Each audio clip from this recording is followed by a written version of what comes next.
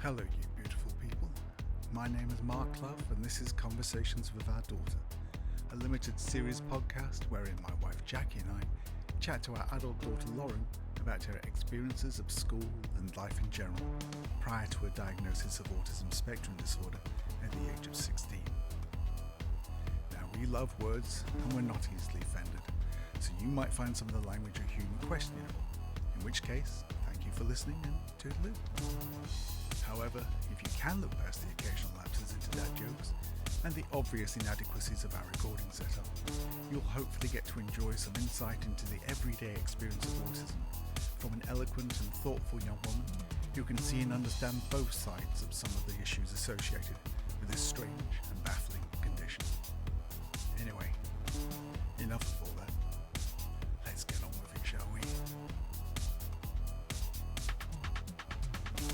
Now, as a kind of a precursor question, as we always do, what do you think's the silliest thing you ever did when you were a child?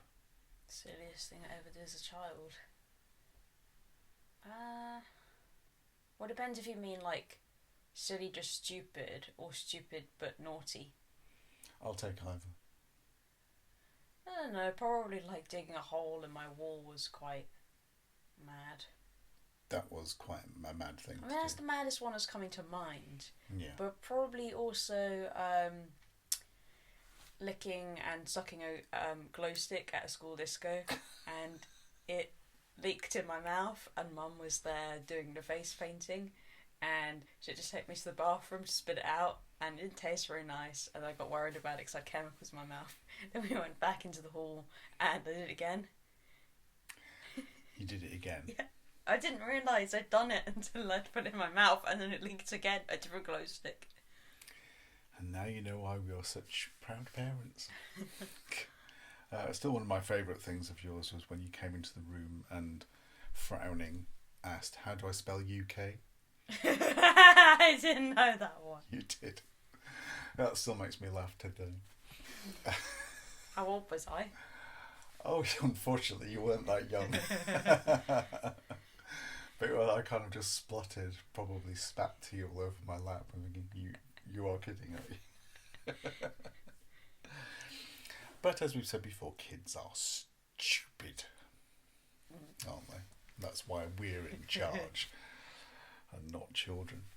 Anyway, we're here today to talk about the next stage in Lauren's development. And again, this has been very education focused so far because it just seemed to provide quite a useful spine. Also, it was at the end of her secondary education when she was diagnosed with what we call Asperger's, what other people call whatever the fuck they want to call it, and it will change again tomorrow. But for the moment, it's more useful for us to call it Asperger's. So, you've done GCSEs, you did really well. You did A-levels and you did really well. And then the obvious thing next was, well, are you going to go to university? And I mean, the answer was just no, wasn't it, to start off with? Well, I remember it was a bit weird in sixth form because they really pushed the university thing for everybody, but they didn't tell you about other things. It was just very much like, oh, you go to university, you've done sixth form, that's what you do. And I remember then feeling like really overwhelmed because like I then just suddenly knew that there was loads of universities, and I wasn't really probably that sure entirely what you did at university prior to that like year, and I did not know they were everywhere, all over the country, and I was like very panicked, thinking there's so many, how could I possibly know what course I want to do? They're all over the country. And then I remember some university fair we got taken to at the local one in Bedford, and me just having like no idea, and just not really looking any of them up, just thinking, oh my god, there's too many. And then I think I spoke to you and Mum about it, and I think I said something like, I don't want to go to university, and then you guys just said, we don't have to. Yes, we do remember the histrionic panic. So you were being sent to Australia in like the 1800s or something. But the trouble is, I'd been at school and I'd been around other people, and it was very much being presented as that was the next thing you did, as though it was like going to another school. It's just what you did. So I kind of didn't really think there was an option. Yeah, I mean, I get that. I mean, obviously the school wants you to go there because it kind of justifies their existence, etc. And they kind of want you to do the best you possibly can. It was confusing for us because clearly academically you could do it and there was no problem with that. But in every other sense, you were not ready. And I'm not going to labour this too much, but I mean, even, things that most people would consider to be fairly normal kind of everyday activities, you were still struggling a bit with, weren't you? Socially, you were still not as happy as you could be. Certainly not confident. I remember you trying to voyage out and become more confident about getting around town on your own and getting a phone call from you outside the shop that you were supposed to be going into, upset that you couldn't find it. I remember looking at my phone because we were tracking you at the time because it's the only sensible thing to do. I said, you are literally stood outside it. It's got the big word Wilkinson on it on the outside, and you were in a right state. I was having to try and talk you down because you were so upset. And there were lots of things like this. So, I mean, we were really baffled and confused because we wanted you to do the best you possibly could. And clearly, academically, you could do this. But we couldn't make you we couldn't force you to be less anxious in public, although it was tempting sometimes. We couldn't force you to be more confident about fending for yourself or about being separate from us and about being on your own, or your worst nightmare, being among strangers, especially rampant, hormonal, totally unpredictable nutwads, which is basically students. It just wasn't going to work for you, so we had to look at alternatives, and the alternative we looked at was the college in town. I must admit, it wasn't my first choice of place for you. I would have much, in an ideal world, I would have sent you away to a university where you would have met probably people who you might have cottoned to a bit more. The trouble is with the local college, it tends to be the kind of place where people who absolutely screwed up a lot of their school career go to try and make amends for this by scrabbling together a few qualifications. I think I didn't have very much contextual knowledge of a lot of things like that, so I just thought, oh, it's a college. It's just not a university. I didn't think it would have people that were maybe just a lesser calibre in terms of like work ethic and things like that. You see, I mean, because at this time you would have been previously going to school, but I would have been walking in town with your brother, trying to keep him entertained and doing shopping, and of course all of those students would be coming out to get their sausage rolls or whatever they were doing at going to Greg's break time, and literally sticking their tongues to lamp posts and hanging each other by the hair from various lamp posts and things, and not entirely inspiring you with hope for the next generation of people running the country. So it was like, oh, great. And okay, well, we'll try it. And I didn't think that you would like it there. I thought it might be a bit too rough and a bit too reminiscent of all the people you'd gotten away from. It wasn't really rough. It was just a lot of people that were quite demotivated. I think you're absolutely right. Yeah, I mean, they come over as being kind of rough and a bit. I was going through town the other day. I was walking past Greg's, and there were 6 boys who all had exactly the same haircut. Mm-hmm. Exactly the same. Oh my God! It was like Lord of the Rings or something. It was like a sudden clutch of trolls or something with this kind of shaven at the side and then curly bubble cut on top, like they'd all had a perm. Yeah. And it was a horrible haircut. And I was thinking, really? Okay. I mean, we've all done stupid things with our hair, but we tried to make it attractive. We didn't go out of our way to make it look that's idiotic. Quite a popular haircut at the moment with boys. Yeah, but you're thinking, you wake up in the morning and go, oh my God, I look like all the other dickheads. That would be my instant thought, but there we go. Anyway, so we found out it was different, but I wasn't massively enthused by the idea, and I wasn't sure whether you'd last, to be honest.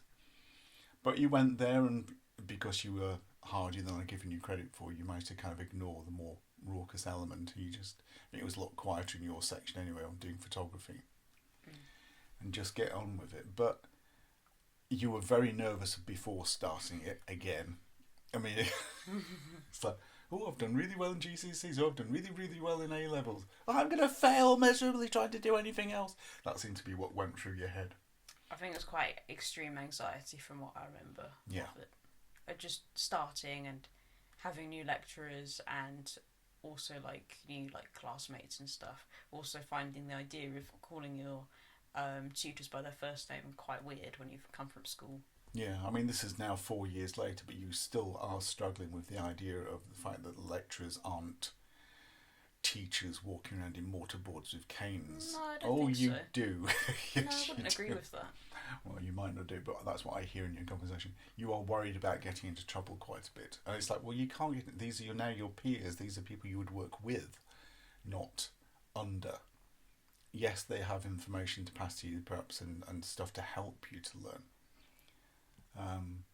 But yeah, you were quite difficult before it, because you'd go for a week of not wanting to talk about it at all, then wanting to talk about it all the time, and then absolutely you weren't going, and then it's, well, then you are absolutely definitely going to get a job, and then, oh, but I don't know what to do, and we'd go through about a week of thinking what kind of job things you could do, and then it's like, no, you go to fucking college because you can't do any of those. There isn't a local job.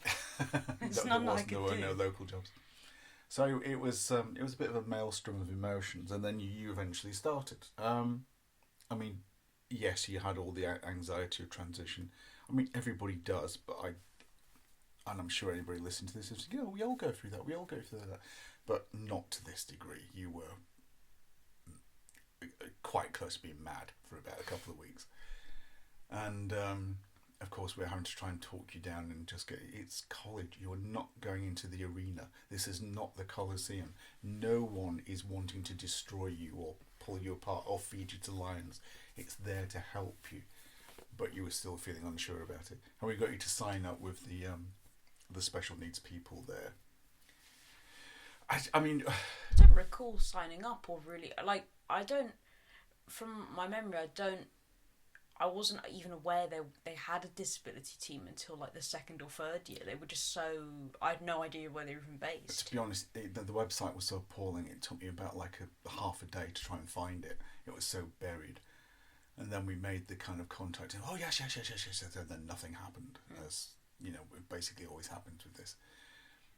It is a really weird thing that the college tries to get all of its admin done while all of the lecturers and all of the admin stuff are on holiday. But it's the same like all the universities do it as Yeah. well. So they basically just have like a skeleton staff for the admin people during the summer. When you need more people, Yeah. then they probably just bring in a bunch more when clearing and all of that starts up. Yeah.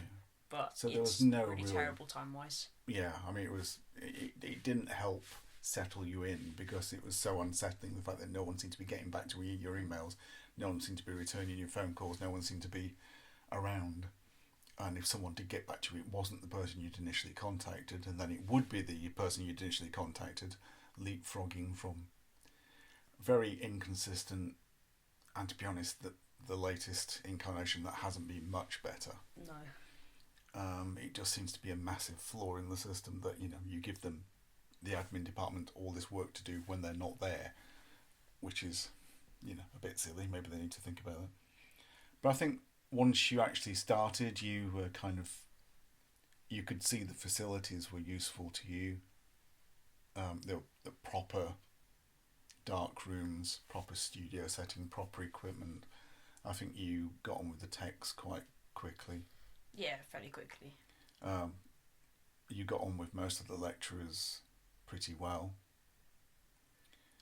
and you started doing some good work, and you were doing photography, but you were doing art photography, and that was a bit confusing to them, because they kind of were anticipating people who photograph things. Yeah, the lecturer I had, one of them anyway, in the first year kind of didn't really get that. No. Whereas, like, luckily, in the second year, I got, like, a new lecturer and she really got it, and in the third, I had a few more people and they really understood it. So, in the first year, sometimes that was a little bit tricky. Mm. And you went from being someone who seemed quite nervous and scared about the place to being there pretty much all the time, as I recall. Yeah, I think first year, I was mostly there just on my like assigned days, which was like twice a week, and then I think second year I was there more, and like third year is pretty much there every day of the week. And I remember, I can't remember exactly what came up, but I can't remember if you had to do, whether the degree was you had to respond to something, or you had to come up to your own question or something. But I remember there was an option of you photographing people. And I remember you saying absolutely that you were not going to do that, that you were never, ever, ever, ever going to do that, ever. And you got into a real huff about it, and you got really angry and upset about it. And you said, I said, well, you know, it's a nice thing to do, and they're useful. There's plenty of them. You've got a college full of them, especially theatre students and all these kind of things. They don't mind being photographed, but you're never going to do it. But we'll come back to that later. Because what happened after the first bit of you getting used to the new environment and very hands-off lecturing style, again, peers kind of gently encourage you and guide you and facilitate. But then a big worldwide mega massive event happened, and COVID closed absolutely everything down, didn't it? Yeah. And you really struggled with this, didn't you? I remember because I think the last day that we were in college was like 20th of March. And I remember it because it was the hand-in of one project, and then we got issued our next one, which we were going to do in COVID, at COVID times, like totally at home. So that was strange, and especially at that point because there hadn't been any kind of rules put in place, like teachers must actually talk to their students on like video calls or whatever. So that did end up happening in the end, but it was like less regular, so that was quite weird. I think part of me kind of liked the first lockdown because it was just my final major project, and on that project it's basically you have free reign.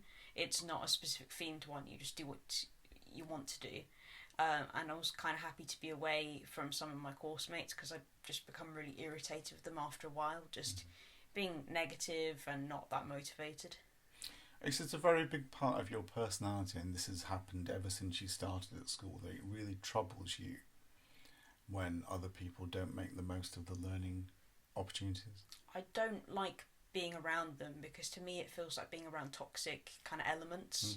I don't like it. Like I don't want to be around people when they start behaving like that because I'm scared it's going to rub off on me, and I just, it's horrible. Yeah, and you're not a natural just complainer about the lecturer for the sake of it kind of thing, which seemed to be happening quite a bit, wasn't it? Yeah. And some of it could even be possibly a little bit racist in some respects because it was a different kind of culture they were having to try and get to, but they didn't show much enthusiasm for getting to learn, did they? No, I think that I had people like that in my first year and the second as well, and obviously the third. And I think this is probably why I kind of regretted you not going to, a university, because I think you would have met a lot more kind of really plugged in people who wanted to talk about ideas and wanted to work very hard. Whereas I think some of the other people on the course literally didn't know what else to do, and were there because they didn't have many other options and they just didn't know what they were doing. So their enthusiasm wasn't always great. Their attendance wasn't brilliant. It's not to say they couldn't do the work, but some of them didn't. And again, that really troubled you, and it still troubles you now when you're talking about college. You can, why are these people not taking advantage of this? Why are they not doing that? I just think that laziness is just a really, really horrendous personality trait. It's just, I genuinely find it disgusting and awful. And do you sense in sometimes your own tribe that happens as well, that you get some people who diagnosed with special needs who perhaps are milking it a little bit just to... Yeah, I mean, there's definitely some people that I'm like aware of who, whenever I've had a conversation with them, they've just been complaining about something, and that will irritate me, and I'll be like, they'll just be frustrated about communication or something hasn't happened that they were expecting. So I'll be like, okay, well, you need to email this person and explain that. But the next time I've spoken to them, they're just complaining, and they're kind of like, some of these people are quite soft and woolly, and I just get irritated by it. If you're upset about something not being communicated, or you wanted something and it didn't happen, you need to email someone. And so they just want to complain. Yeah, you're trying to solve the problem. But we have this discussion quite often at home because all of us at various times just want to vent a little bit. I understand if it's something emotional, but not if it's, oh, I need a one-to-one session to understand something more. You just ask for that, or you're not going to get it. Yeah. It is difficult knowing when people just want to vent and when they're complaining and not doing stuff because they're being lazy or disaffected or whatever. But yeah, it's been a theme all the way through your life that you like people to get on with the work. Yeah. It becomes annoying when they don't. And it's interesting that it's not changing. So, I mean, you had another... I mean, obviously, lockdown caused a lot of disruption. When finally it got to a stage where schools and colleges were open, it was still not perfect by a long way, was it? Yeah, not really. So we were kind of...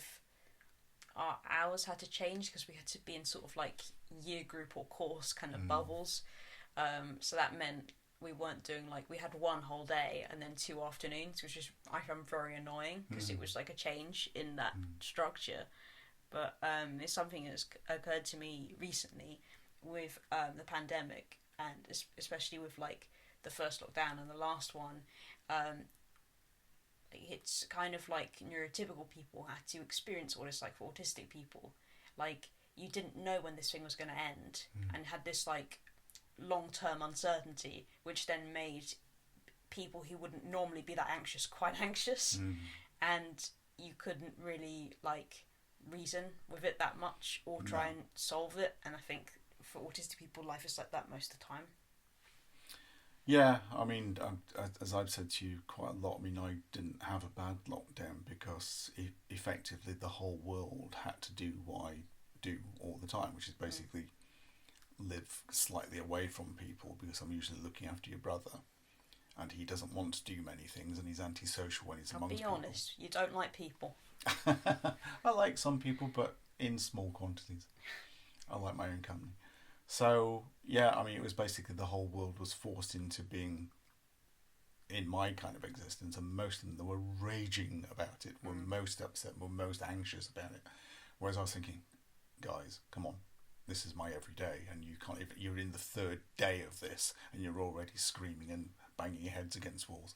And it went on for months. Yeah, I mean, I get the kind of reaction to not knowing when it was going to end. I think that's hard for everybody, but no, it's just funny that neurotypical people had to experience that. To get some idea of what it was like.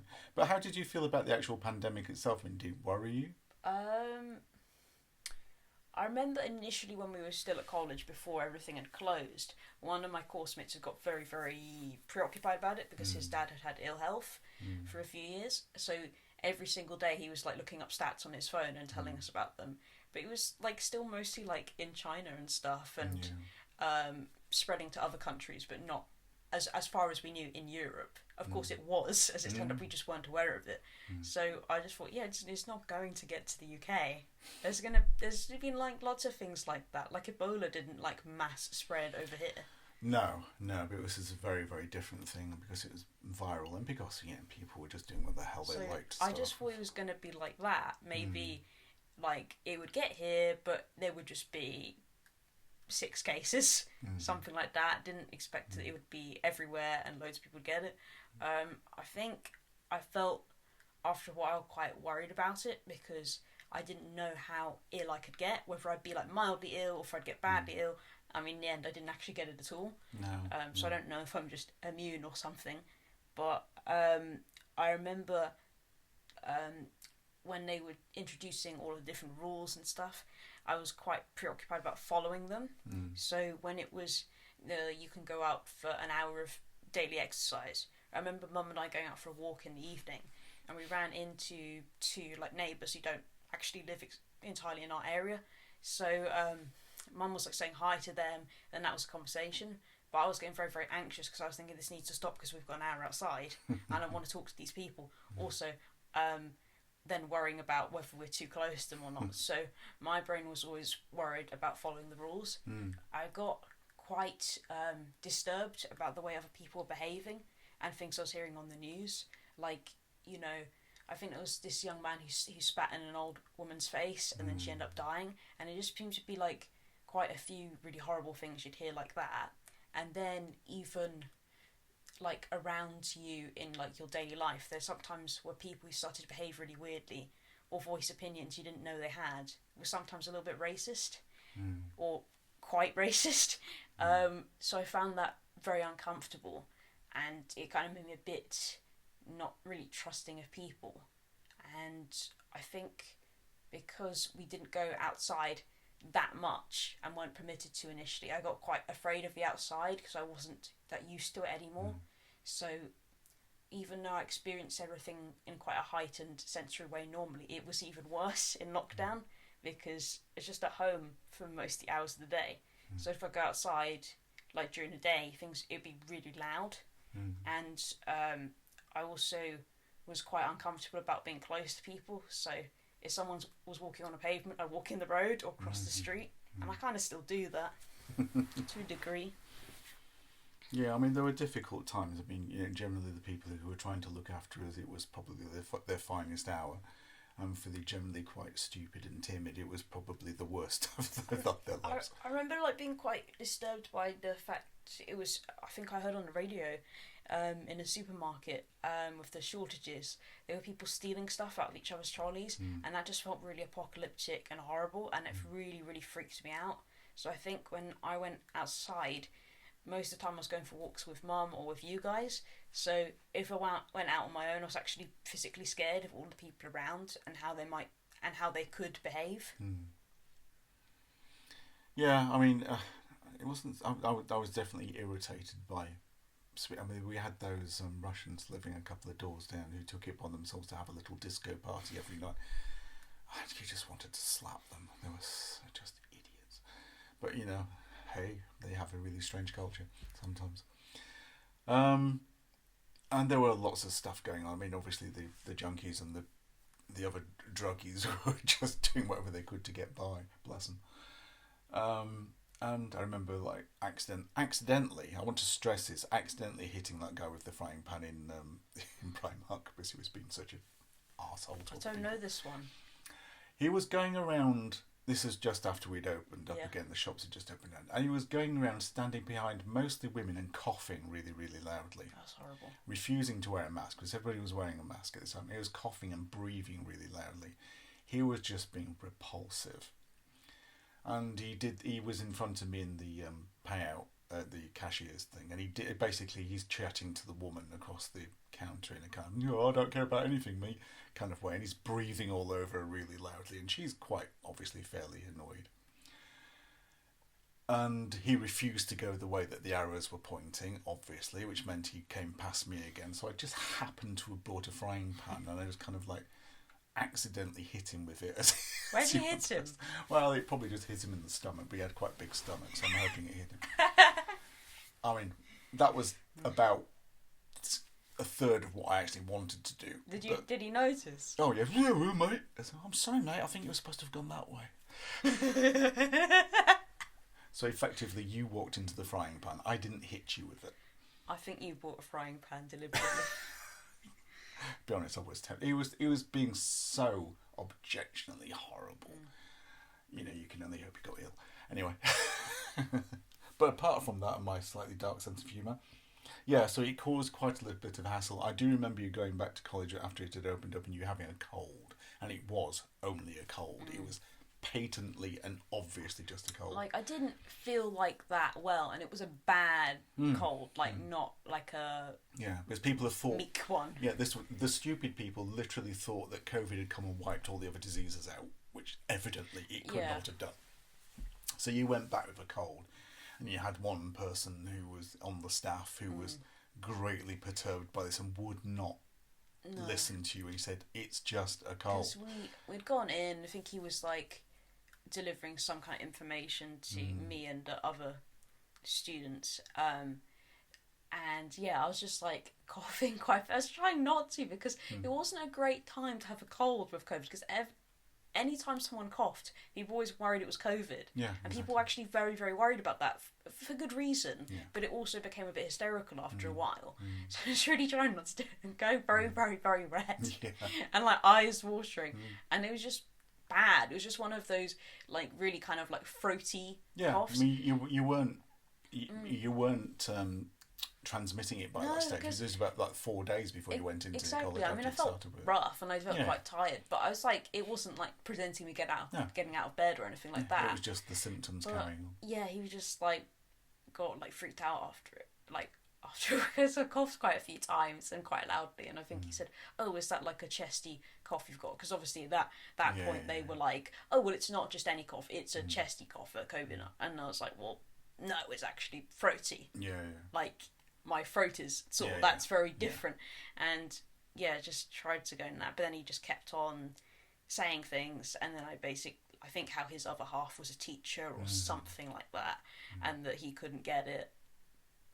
I mean, like, just a bit over the top. And I remember, like, telling him, I did discuss it with my parents because I wanted to do the right thing, and I did COVID tests most days. You were doing them all the time, and it was just a cold, because otherwise it probably would have come out after a while. And it wasn't like because I wasn't asymptomatic, it was going to be COVID or not COVID. So it was really weird, and he just went into a whole kind of thing about it. But it was odd because with this particular lecturer, he didn't like the sense of having authority normally, so he would never speak usually in an authoritative way. So it was odd when he did. So most of the time it was just kind of like quite like conversational, a bit jokey, but then he kind of got maybe shouty, I don't know. Sometimes like I think people are being shouty when they're not, but definitely talking in a tone I didn't like very much, that you didn't normally use. I just found it really upsetting. And then it like made me cry, but I was around like in a room full of men, like no women. So it's like the most humiliating thing he could have like made me do. Yeah, I mean, lots of reasons why that relationship never really got better. But I mean, we did know quite a few people who had minor nervous breakdowns, didn't they, during this? I mean, a lot of the time for stupid reasons, like, I can't go and do my favourite hobby, and okay, grow up. But anyway, that happened. You went back, but then there were still more lockdowns that followed that. I think, I remember there was a circuit breaker one. I think England copied what Wales was doing, and I think they had a fire breaker. So we were like, well, we can't have that because Wales have got that name. So we had circuit breaker. So I think that was like 2 weeks, but it was a lockdown, not lockdown. So it was basically, as I remember, I think you could go out when you wanted to. It wasn't like only 1 hour a day. You could go out when you wanted, but mostly for exercise and not doing that many other things. But it was the most unclear thing ever. Yeah, people had chosen not to. Well, a lot of people had chosen to completely ignore it by that stage. It didn't make sense. It was like you can go out as much as you want, but we'd rather it was for exercise and if you really have to. But it wasn't the same kind of limit as to what had been previously. So but you can also go into a restaurant. What? Yes, it didn't make sense. Because we need the economy to keep going. Yeah, none of that made any sense. But I think that's generally widely held consensus, isn't it? And about this time, you lost your original tutors, or one of your original tutors. I mean, they just left, didn't they? They just were there 1 minute and then they were gone the next. Well, that was in the final year. That was the final year. So I had that particular tutor for 2 years. First year, I kind of got along with him initially, but then kind of we're actually very different people. It was quite a personality clash. Yeah, but you'd lost one previous to this as well, hadn't you? I had. Yeah, in my first year, I'd lost the subject. And you'd found that quite unsettling at the time, as I recall. Yeah. So then you lost the other one who, by this stage I wasn't particularly regretful of that because he clearly needed to go and have a long lie down in a dark room. And I'm hoping he's a lot better now. But yeah, I mean, you've written in your notes here you were suffering uncontrolled anxiety leaving the house. Was that all to do with COVID, or was that... Some to do with COVID, but some to do with like college, because I would ask them, let's say if I had college on a Friday, I'd be like, what are we doing next week? And then it'd be like, oh, we don't know yet. Oh, right, yeah. And then I would email like multiple times in a week, what are we doing tomorrow, or what are we doing on such and such day? and they just didn't know or hadn't got a plan or wouldn't get back to me. So I had to make myself a list of things so I would know what to do in a day, because I can't really cope without a list. I can't really structure the day otherwise. And then I'd get there and they'd be like, oh, actually we're doing a lecture or we're doing a presentation of some kind. And so then I couldn't get on with what I needed to. And I would just have such bad anxiety, like when I would get up in the morning. So that was like, this has got kind of really bad in the second and the third year. So I'd just be feeling so sick, like in the morning. Like I never would be sick, but just feeling really, really sick and not really like being able to eat like at all. So I just, at most I would be able to eat like half a slice of toast. Couldn't do more than that. Like bad kind of like stomach pain, stuff like that. Feel really, really sick on the walk there, and just generally kind of unwell, but not unwell, you know? How anxiety and at the same feel. time, this was work you were enjoying doing. Yeah, it was just not knowing what was going to happen. Yeah, so I mean, if there are any lecturers listening to this is quite important, because I know once you get to the stage of being a lecturer and you're not having to do daily, hourly lesson plans like secondary schools are having to do, it probably feels a bit loose and you can be a little bit more impulsive and stuff like that. But when you have someone who you are lecturing who is on the autistic spectrum, that looseness, which might be appreciated by other students, is actually very counterproductive to people on the autistic spectrum sometimes, who do not like impulse. They like to know preferably exactly what they're doing, almost minute by minute, rather than loose. So you just making it up as you're going along feels kind of like hippie and very loose and comfortable, but it is actually sometimes making students incredibly uncomfortable, which I know would never be your intention, but that's just the nature of this condition. I remember like on the walk to college, just like not a long walk, like half hour, like just having to like do breathing exercises, and sometimes the only thing I could do, it sounds mad to stop feeling sick, like I'd walk with my eyes closed for a bit, but not like across the road or anything like that, just on the pavement, but not for very long, so I wouldn't bump into anything, because it's the only thing that sort of made it a bit better. And it's the weird irony of this was an art subject. This is photography done as art. I can't imagine any art lecturer or teacher in the universe who would expect their students to be hyperventilating, nervous, going to the toilet too many times, feeling sick before their lessons. It's not that kind of subject. I think it was not great in the second year, but I think in the third year, because there was more work, because it was actually a full level degree, whereas the previous 2 years were BTEC. So it was like feeling the pressure a bit, so that made the anxiety worse. But sometimes we'd just be in the room like together, like the lecturer, the other students, and you know, you could just take breaks kind of ad hoc as you wanted to, but I just sort of disappear into the bathroom for like long periods of time, because I kind of need to be in an enclosed space to feel calm, and it's like suddenly I was really, really stressed and anxious, and it kind of feels like a surge when it gets really, really bad, like through your whole body, and then the space I was in felt too big. I need to be in somewhere tight. Thank you very much for listening, and a very special thank you to Leona Fensom and Terry Lee for their technical support and advice.